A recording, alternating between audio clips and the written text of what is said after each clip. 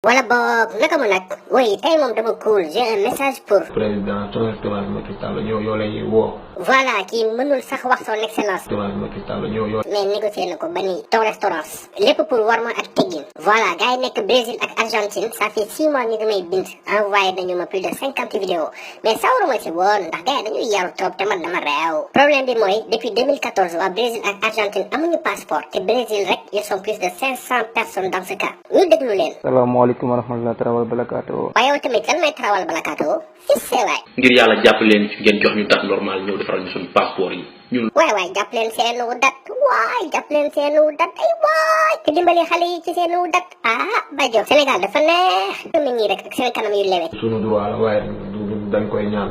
seen kanam yu triste yi ils sont obligés de s'afficher pour parler directement au président de la République alors que l'autorité en charge war na xam ne y a un problème. Il y a déjà un fournisseur de matériel pour la confection de passeport. Il suffit juste d'écrire un bon de commande, point. Mais c'est tout simple, c'est juste un manque de volonté.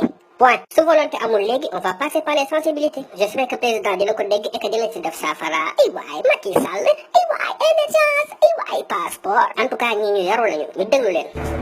immigré yi Brésil ñu koy jànkuwanteel. fii Brésil. maanaam ñun Sénégalais yi nekk Brésil. seen Modou Mori yi ñu nekk fii Brésil ci la. ci réew mi di Brésil. seen mbokk sénégalais yi nekk fii si Brésil. nekk fii ci Brésil. ñun Sénégalais yi nekk fii ci Brésil. nekk fii ci Amérique latine bi diggante Argentine Brésil. waaw ñun dañoo nekk fii ci Brésil. nekk fii ci Brésil nekk ci Amérique latine bi yëpp ak waa Argentine. Sénégal yi nekk Brésil yëpp. ñun dañoo nekkoon fii ci Brésil. document yi ci njëkk mooy wàllu passeport. dañoo am problème mu passeport. problème mu passeport yi jeex. dañoo am jafe-jafe passeport. passeport daf ñu bu yàgg ba léegi nag ñu ngi koy jooy nañ ko fu ne. daf ñu sonal trop. document bi ñuy wax passeport.